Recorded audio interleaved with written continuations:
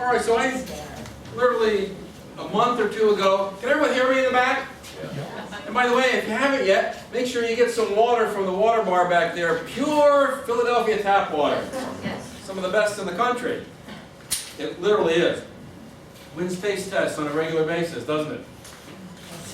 Yes, it does, yes. So a few stakeholders tasked me with writing or finishing an unwritten history or unfinished history with Fairmount Waterworks, and it's meant to be the definitive history, and it's up to about 750 pages and 450 footnotes. If you like history, there you go.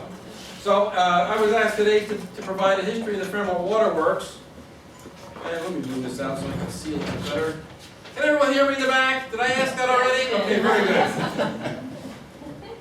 So, this building that you're sitting or standing in, you know, how did it come to be? Why is it here? Why was it built? Why was it shut down? How was it preserved? And more importantly, for our purposes today, what is its importance to world water history? Well, let's answer the first question first. Excuse me, the last question. Let's answer the last question first. This complex of buildings was the first large-scale municipal water pumping and distribution system in America. I say large-scale because there were other much smaller systems built by municipalities earlier in America. For example, in Bethlehem to our north, but they were much smaller. And I say municipal because it was created by the local city government for the health and benefit of the citizens of Philadelphia. The story of the Fairmount Waterworks is a story of clean water for the city of Philadelphia, and it illustrates the importance both of providing clean water and protecting its source. So why was the Fairmount Waterworks built? Allow me to read a little bit from the introduction to my book. Consider for a moment the place where you live and the people around you. Think about your family, neighbors, co-workers, the people you pass on the street and see in the supermarket, the people you meet at church, or perhaps at your kids' sporting and school events. Now imagine that for every 10 you know, for every 10 you pass or bump into in the street, for every 10 you see, one is now dead. Gone, buried, with friends and family grieving. 1 out of 10 of your family, 1 out of 10 of your neighbors, 1 out of 10 of your friends, co-workers, acquaintances, your children's classmates, restaurant waiters and waitresses, store employees, wherever you look, all over the area where you live, and more are sick, all from an unknown cause. Death seems to be everywhere, and with it, its perpetual companion, fear. People are afraid that any bad odor or rotting trash can make them mortally sick. Bad enough for yourself, but you're also more fearful for your children and family members. How do you keep them safe? What are those beyond your family likely to be thinking and feeling? What pall of mourning and dread would be cast over the community? With the experts divided over the cause, fear causes people to seek something or someone to blame. What scapegoats would start to emerge? What would people be demanding of their leaders? What is it like in the street? How do people interact as they pass each other? Sideward glances and hurrying on past? Are nervous fingers starting to be pointed at anyone who coughs or sneezes? How do you protect yourself and your loved ones from not just the disease but other people's fears? How do you react? Your first thought might be to flee. Well and good if you're wealthy. You can pack up your family and move to your summer home in the nearby countryside or visit friends living elsewhere. Many do. If you're a middle-class business owner or a shopkeeper, say, you might be able to leave town, but who would run your business in the meantime? Could you afford to lose so much income? Perhaps if it were just you, but you've got a family to support, possibly employees to look after. If you're a tradesman or an unskilled worker, leaving is just not an option. If you do that, good luck finding work. You definitely cannot afford the loss of income. How would you pay for a second family to put your family up? How would you keep them clothed and fed? No, you're going to have to make do where you are. But how? Simply hope for the best? This atmosphere of terror was Philadelphia in the summer of 1793. The disease was yellow fever. If this sounds like the recent COVID-19 pandemic, it was here much worse. By that autumn, just about 1 out of every 10 people had died, and many more had been sickened.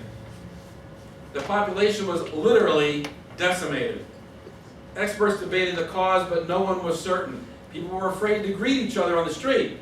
State, city, and federal governments shut down as those with means fled to nearby areas to avoid getting sick. Commercial activity was virtually paralyzed. Residents demanded their leaders do something, anything. Between 1793 and 1802, the city suffered 7 more epidemics of yellow fever. In 1794, 1797, 1798, 99, 1802, 03, and 05, with the outbreak in 1798 being almost as serious as the first. Yellow fever outbreaks were blamed on miasma from outhouses, privy pits, or just filth, like rotting coffee beans on the waterfront. Wells that had been lauded for their sweet, pure nature and water were now contaminated by those privy pits. The solution was thought to be plenty of clean water, not just for drinking and cooking, but for washing the city streets. So, the first response was brought by this gentleman, Benjamin Henry Latrobe, famous also for being the architect for much of the Capitol building in Washington, D.C. today. The city government got together and decided to hold a competition for how to produce clean water, and he won the competition. He created something called, his protege was named Frederick Graff, and this is him at an early age. Frederick Graff helped design and build the Center Square Waterworks in Philadelphia, where City Hall now stands. And they created a 2-step water pumping and distribution system, where on the Schuylkill, or as I've been informed, can you say it for me? The Schuylkill River. Excuse me. The Schuylkill River. I can remember to say it that way. It amazed all my friends. There was an engine house built on the Schuylkill River and connected to an engine house in Center Square via an underground water tunnel. Here's the Center Square facility. And it was really good for its time, but it had some issues. It was cramped inside. Each of the engine houses, if one of the steam engines inside broke down, the whole thing didn't work. There was only a limited amount of water storage within it.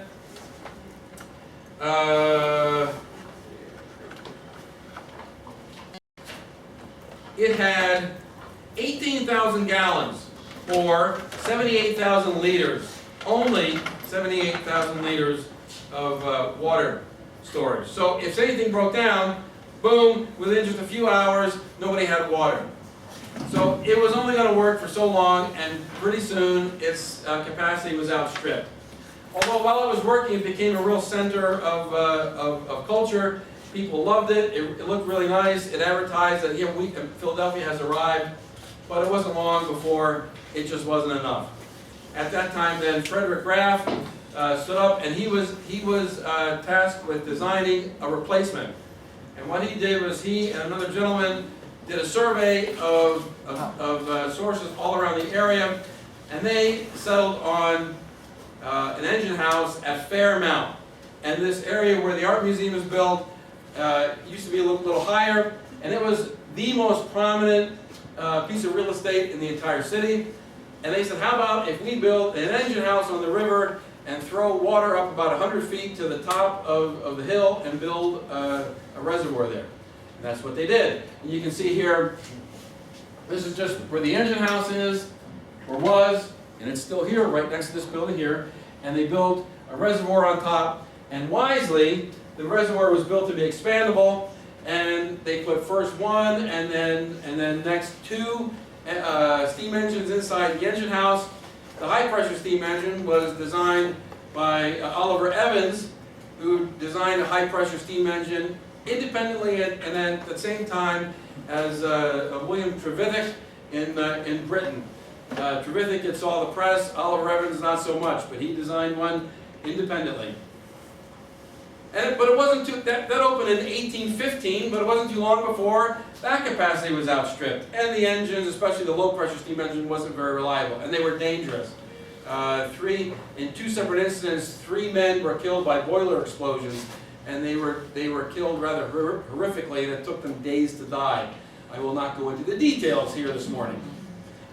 So what Frederick Kraft did, he designed a water-powered replacement, where he designed Fairmount Dam going across the river, and which diverted water into a forebay out through a mill house, which is this building now called the Old Mill House, driving water wheels which would drive and throw water up into the Fairmount Reservoir atop the hill.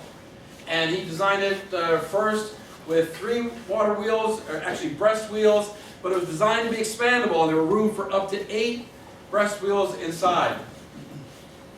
Here's an example of one of Graff's design for a breast wheel. He was actually a rather accomplished artist, and many of his drawings were ink and watercolor, and they're beautiful to look at. Here you can see where the original engine house where the steam engines were, now the water-powered facility, and where the water would be diverted around, go through the old mill house, and then would be driving water up through mains, discharge mains up to the reservoir, and then from there to the rest of the city. Beginning in the 1920s, excuse me, the 1820s, have I said 19 before? It's the 1820s.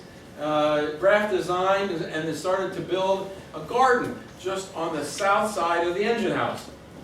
And this started to really attract attention because it was just so beautiful. By 1840, the south garden was completed, and now because of the beauty of the area, it began to attract artists who painted. Lithography was just coming into its own. Lithographs were created and distributed all around the country.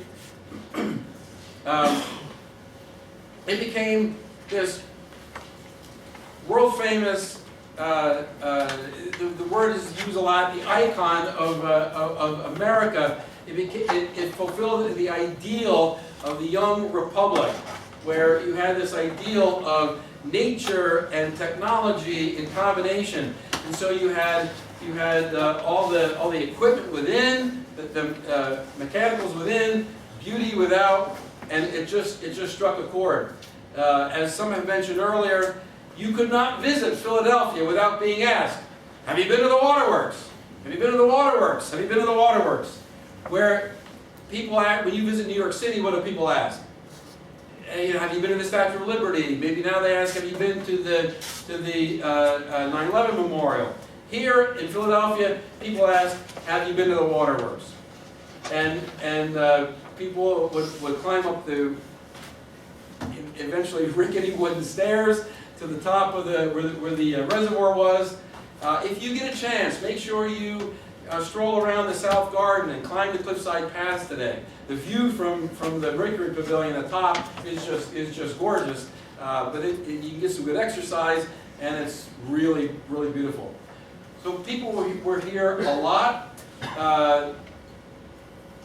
You could get reproductions of images. They started putting images of the waterworks on everything. Here's 2 urns, decorative urns with images of the waterworks. Teacup and saucer. Whole dining set with images of the waterworks. And from Center City, you can take an omnibus. Here's a depiction of an omnibus. It's kind of like a horse-drawn wagon version of a bus today. And they have regularly departing omnibus lines that would take you from what's today Center City out to the waterworks and back.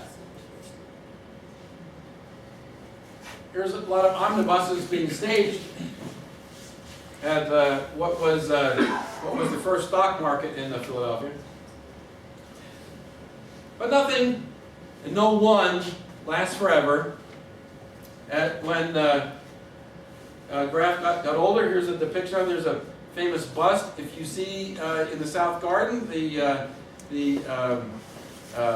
Graff Memorial, that was put up by the city of Philadelphia when Graff died in 1847. And here is a silhouette by famous French silhouette artist of the day, Auguste Edouard. Here's his graphic memorial, still there by the corner of the engine house. If you get a chance, it's been fully restored. Go read the inscriptions on the side. It was put up in honor of his dedication. He was never paid very well, so it took a lot of dedication to serve the citizens of Philadelphia. Upon his death, his son, Frederick Graff Jr., became chief engineer at age, I think it was age 40. And he continued the expansion of the water power facility. And here you can see a picture from the 1840s, one of the earliest photographs of the Fairmount Waterworks, an actual photograph, not a painting. And you can see all 8 breast wheels have water coming out of their tail races. And from here, there was discharge mains that went up to they're hidden, you can't see them. Up to the very top is where the reservoir was. Picture them down below from the river view. But eventually, we outstripped the demand, or the demand outstripped the supply of what even the water power facility could produce. And Frederick Graff Jr. Believed from his research that turbines were the future. And he created a competition to see what was the best turbine of the day. And a French engineer who had recently emigrated named Émile Gélan, this is him when he was later in life. Émile Gélan had designed a Jean Val type of turbine, and he won the competition. And if you go over into the other part of the old mill house here, below the engine house, you will see the demonstration, or test turbine as it's called, that they installed to demonstrate that it was a viable source of water power. Shortly after that, Henry P.M. Birkenbein became chief engineer, and in 1859 he built and designed, or I should say designed and built, the new mill house, which if you go through here is all the way on the far end of the complex here. And he installed 3 turbines of the same design by Émile Gélan, and except they were larger and had greater capability. So you now had 8 breast wheels, 3 large turbines, and 1 smaller turbine operating. Here's a picture of the new mill house from the engine house. If anybody would like to see any of these pictures later, just let me know. Inside, you could visit inside just like you could with the old mill house and the breast wheels, and you could see all the gigantic gears turning and hear the water rushing through. Imagine visiting the Fairmount Waterworks. You've heard how you got to go visit. You come out, it's so beautiful inside, and you come down inside, and in this very room, you had breast wheels turning and water splashing and the smell of water aeration and the sound of it all and the visual. Imagine how impressive that must have been for that time. I think it'd be impressive even today, let alone back then. And it was almost as impressive in where the turbines were, with everything moving. Pumps pushing back and forth.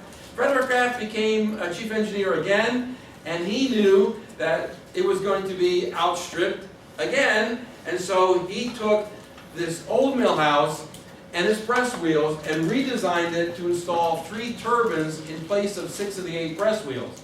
He had to push out the front of the building, push out the top of the building, and install a set of 3 turbines and their pumps. But he didn't have the luxury, like Birkenbein did, so to speak, luxury of just building a new mill house. He had to rebuild the old mill house, excuse me, but he couldn't afford to shut down the old mill house while he did it. So he had to reconstruct it in stages of 3 stages, 1/3 at a time, because he couldn't afford to shut everything down. The city couldn't afford to lose all that water capacity. Here you can see part of the old mill house being pushed out in the front and the roof gone. Here's a picture of the turbines being installed, and hiding in the back, the shadow in the back, is what we think is the only known photograph of one of the breast wheels. And inside the old mill house, again, lots of turbines and machinery. So now you see the whole complex was built out in its final configuration. 7 turbines and 2 small breast wheels that really weren't used very much. And so now in the 1870s you have the Fairmount Waterworks in kind of its final form as a water pumping and distribution facility. And this begins an era that just produced lots of photographic images that today are like the classic images of the Fairmount Waterworks. This is from an observation tower that isn't there anymore, and you can really see how you have the water power facility here and the reservoir on top of Fairmount. And now that reservoir was completely built out,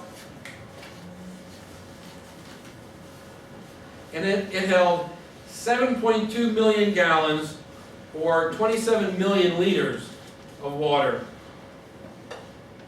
And it eventually expanded to 22 million gallons, or 83 million liters of water.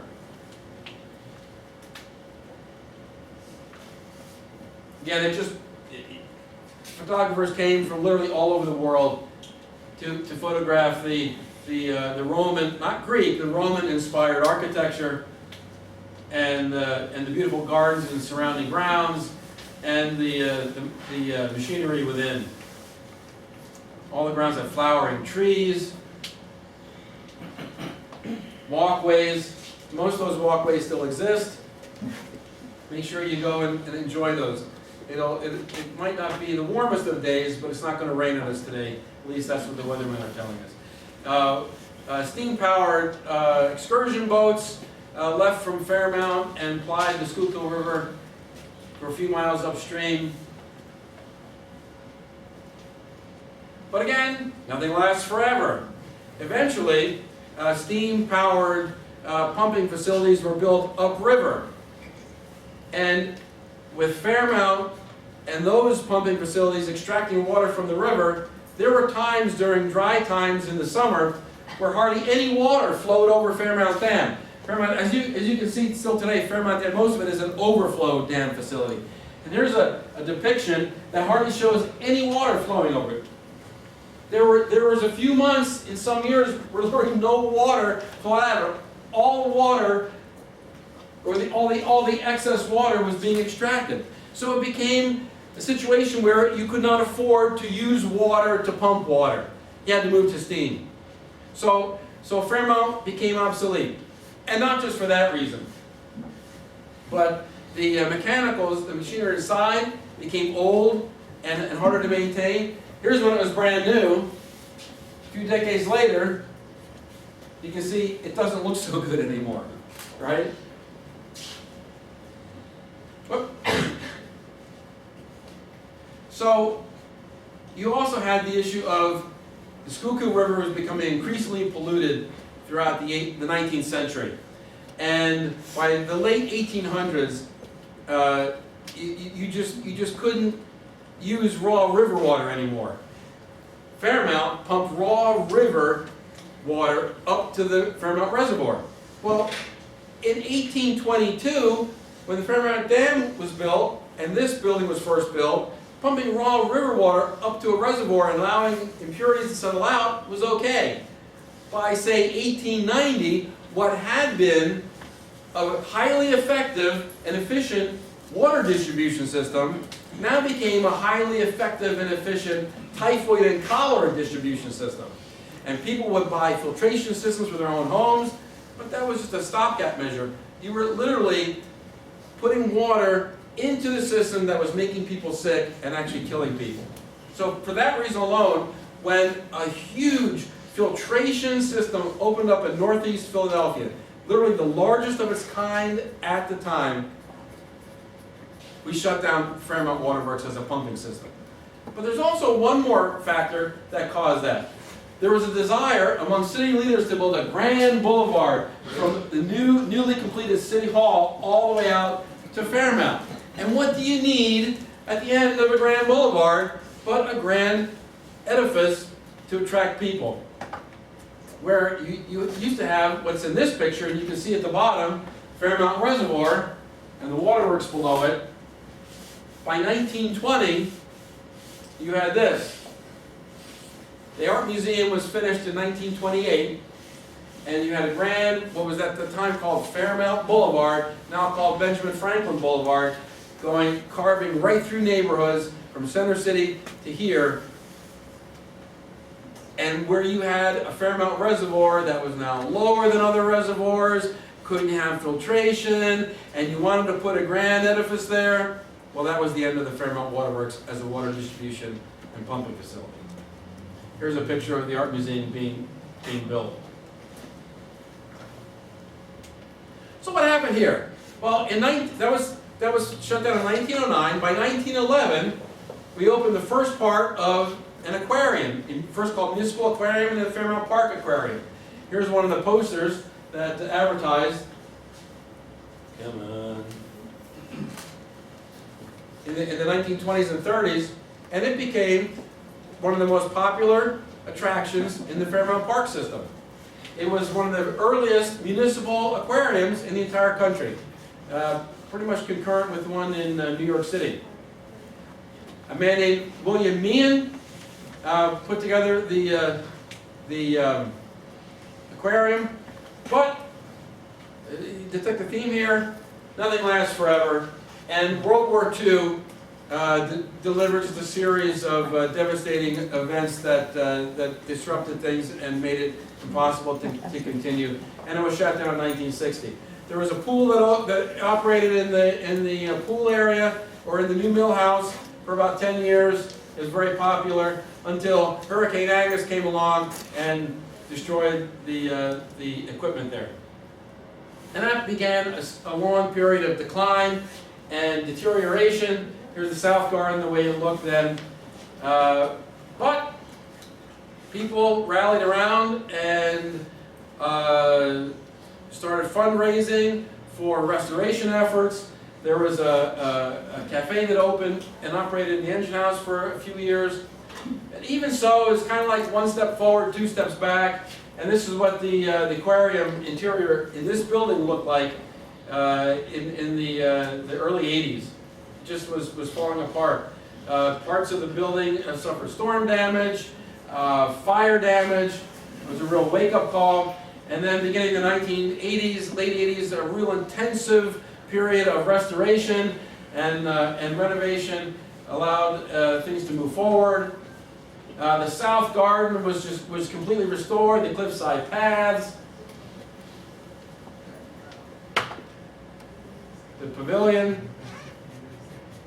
And so you then, by the early 2000s, really had a restored waterworks. And parts of it were finished, parts of it were not, but it allowed us to move forward. You can see here kind of before and after photos. Before, after, where things just were really deteriorated. They were made, why does it keep doing that? They were really made new. Blame it on my thumb. Here's the interior of the engine house. A restaurant opened there for a number of years. Now there's a Cascafe event venue operating there. Here's the before and after with the South Garden. What a difference, huh? All right, so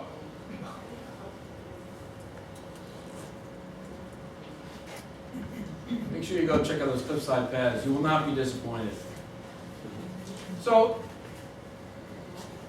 in the early 2000s, you had this facility open up, the Fairmount Waterworks Interpretive Center. All right, I'm getting a 2-minute warning.